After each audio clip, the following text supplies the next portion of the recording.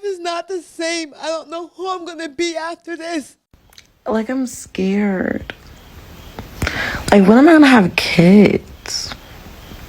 I don't have a fucking car yet. Lauren Smithfields, 23-year-old.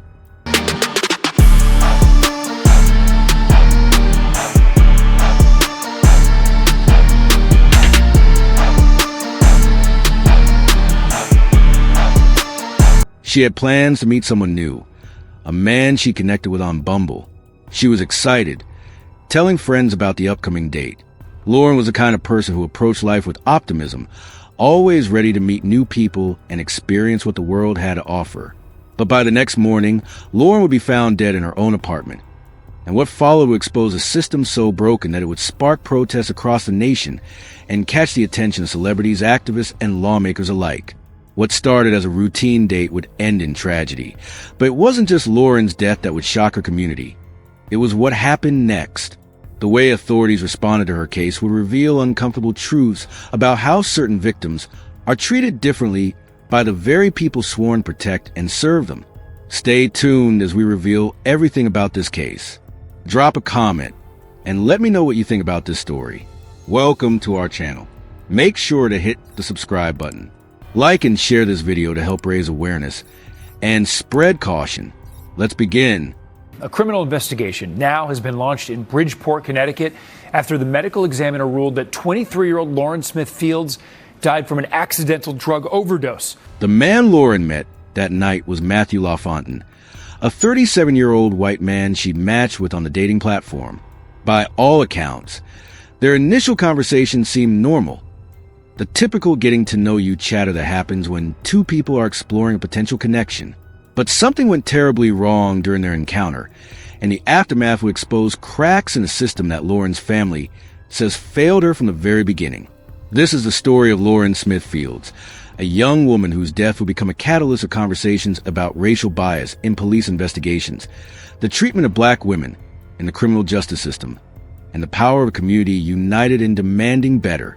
Investigative reporter Sarah Wallace says there's a separate investigation into the actions of case detectives.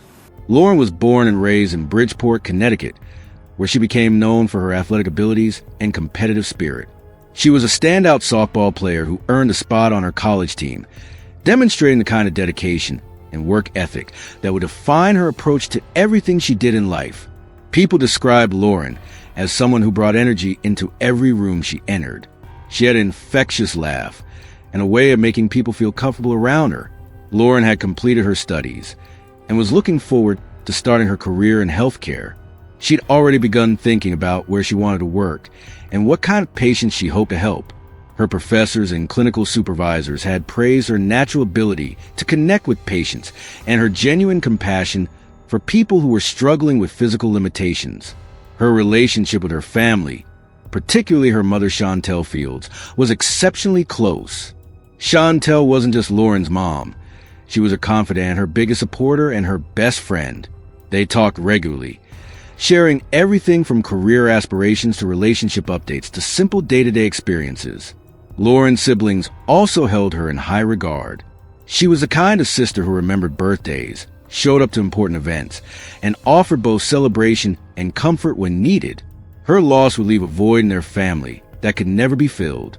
At 23, Lauren had already accomplished more than many people twice her age.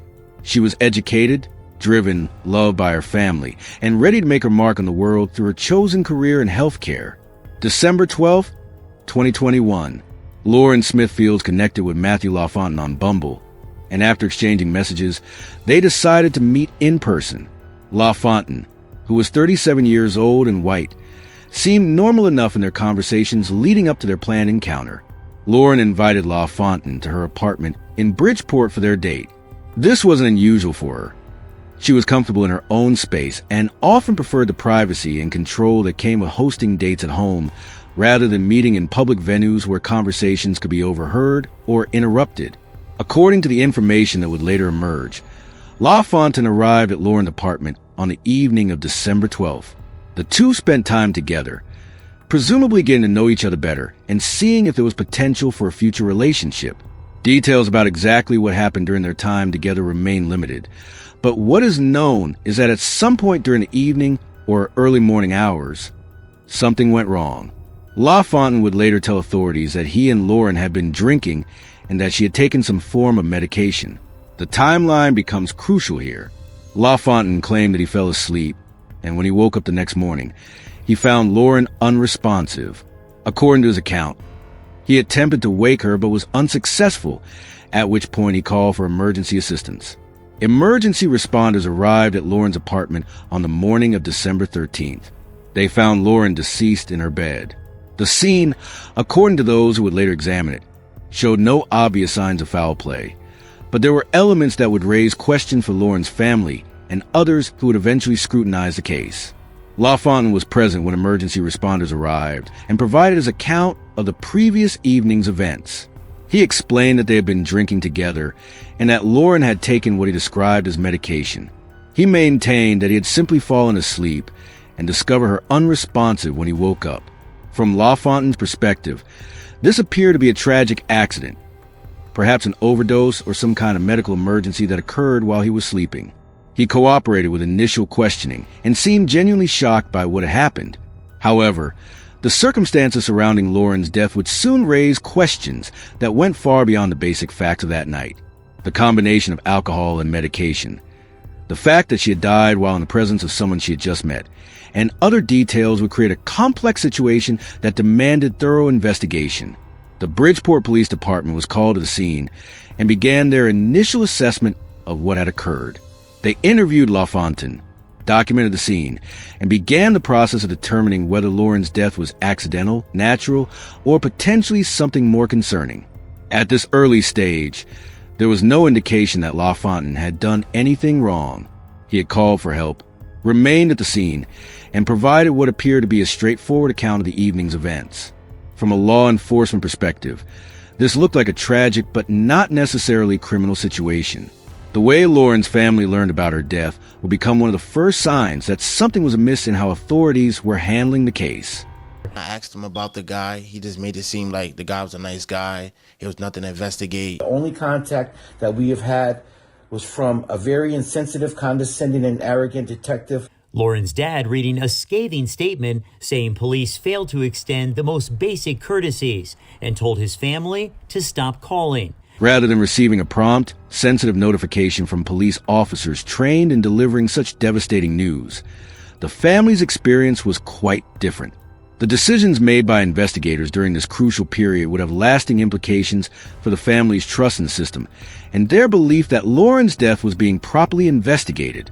What neither LaFountain nor responding officers could have predicted was how intensely Lauren's family would scrutinize every aspect of the investigation that followed.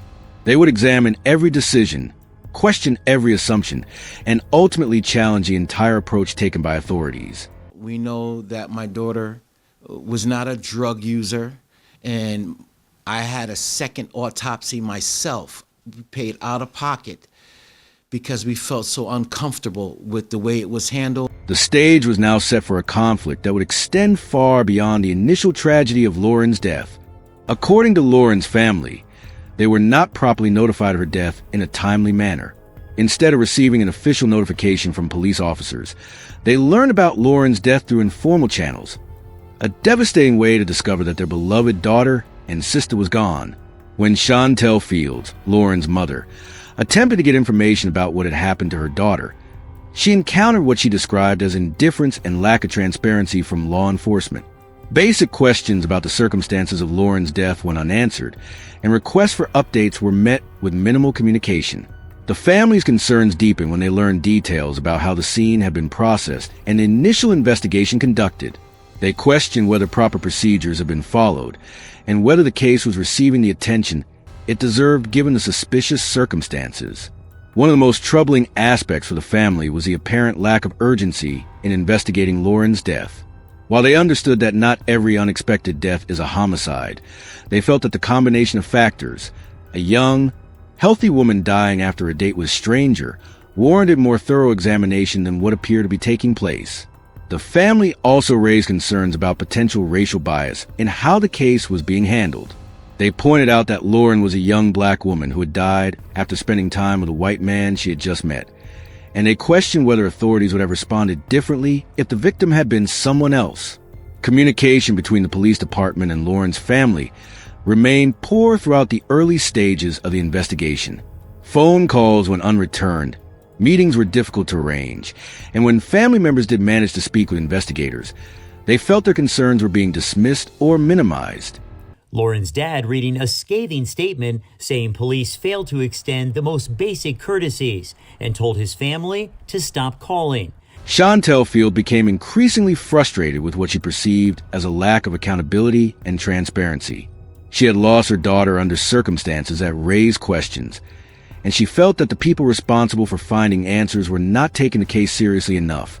The family's attempts to get more information about the toxicology results, the timeline of events, and the overall direction of the investigation were met with responses that they found unsatisfactory.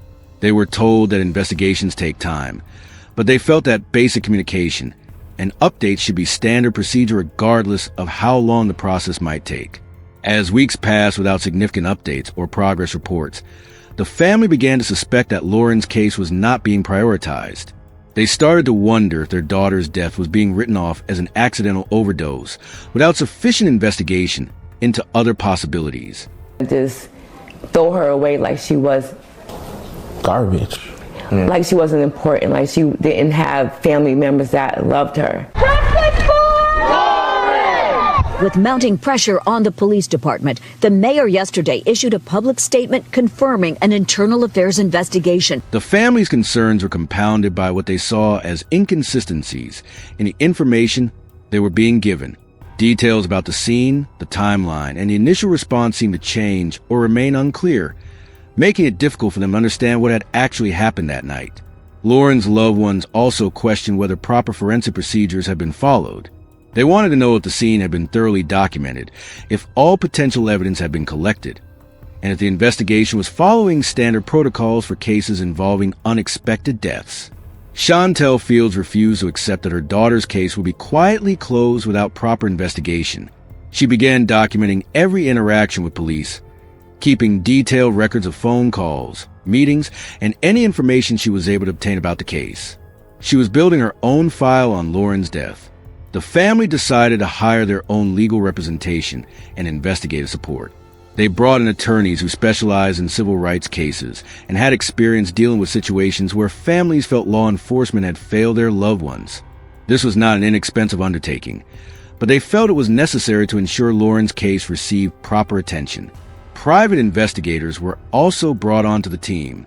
These professionals could examine evidence, interview witnesses, and pursue leads that the family felt might not be getting adequate attention from official channels. Having independent experts review the case provided the family with additional insights and perspectives. Chantel Fields also began reaching out to media contacts, hoping to generate public attention for Lauren's case. She understood that sometimes external pressure is necessary to ensure that cases receive the resources and attention they deserve. She started giving interviews to local news outlets, sharing her concerns about how the investigation was being handled. Lauren's story began to attract attention from activists and advocates who work on issues related to missing and murdered black women. These organizations brought additional resources, expertise, and visibility to the case. They also helped place Lauren's death in the broader context of systemic issues affecting black women's safety and the investigation of crimes against them. The family's efforts to seek justice extended beyond just Lauren's case. They began advocating for policy changes that would improve how police departments handle similar cases in the future. They wanted Lauren's death to result in meaningful reforms that could help other families avoid the frustrations and obstacles they had encountered. Protest events were organized to demonstrate community support for Lauren's family and to demand accountability from law enforcement. These gatherings brought together people from various backgrounds who were united in their belief that Lauren's case deserved better treatment from the justice system. Lauren's case became a rallying point for conversations about reform in how police departments investigate deaths involving black women. The family's advocacy efforts contributed to broader discussions about training, procedures, and accountability measures that could prevent other families from experiencing similar frustrations. The strength and determination shown by Lauren's family particularly her mother, became an inspiration to other families facing similar challenges with the justice system. Their willingness to fight for answers, even when it was difficult and expensive, demonstrated the power of refusing to accept inadequate responses from institutions that are supposed to serve the public. Lauren Smithfield's case quickly evolved from a local tragedy to a national symbol of broader systemic issues affecting Black women in America. As her story gained traction across media platforms and social networks, it became impossible to ignore the patterns and problems that her family's experience had exposed. The case arrived at a time when conversations about missing and murdered Black women were already gaining momentum.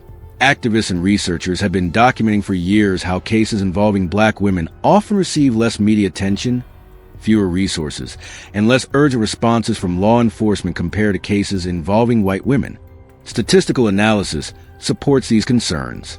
Studies have shown that missing Black women are significantly less likely to receive media coverage than missing white women, a phenomenon that researchers and journalists have termed missing white woman syndrome. Lauren's case became a powerful example of how these disparities play out in real investigations. Lauren Smithfield's story teaches us profound lessons about justice, perseverance, and the power of community action. Her tragic death and her family's subsequent fight for answers demonstrate both the failures and the possibilities within our systems of justice and accountability. The most important lesson from Lauren's case is the critical role that family advocacy plays in ensuring that victims receive proper attention. Chantel Field's refusal to accept inadequate responses from authorities shows how individual determination can force institutional change. Without her persistence, Lauren's case might have been quietly closed without the thorough examination it deserved. This story also illustrates the importance of community support in seeking justice. When families feel failed by official channels, the backing of neighbors, activists, and concerned citizens can provide both emotional strength and practical pressure for reform. Lauren's case shows how collective action can amplify individual voices and create change that extends far beyond a single case. The role of media attention in driving accountability cannot be understated. Lauren's story demonstrates how public scrutiny can motivate officials to take cases more seriously and can expose problems that might otherwise remain hidden. However, it also highlights the unfortunate reality that some cases require external pressure to receive adequate attention. Perhaps most importantly, Lauren's case reminds us that behind every statistic about crime, justice, or police reform is a real person with dreams, relationships, and value. Lauren was not just a victim. She was a daughter, a student, an athlete, and a young woman with a bright future ahead of her. Her story calls us to examine our own assumptions about whose lives matter, whose deaths deserve investigation, and whose families deserve answers. It challenges us to support reforms that ensure all victims receive equal treatment regardless of their race, gender, or other characteristics. Lauren's story shows us the power of never giving up. If this story moved you, please share it to keep her memory alive, and hit subscribe for more stories that matter. Through continued attention and advocacy, we can honor Lauren's memory by working toward a more just system for everyone.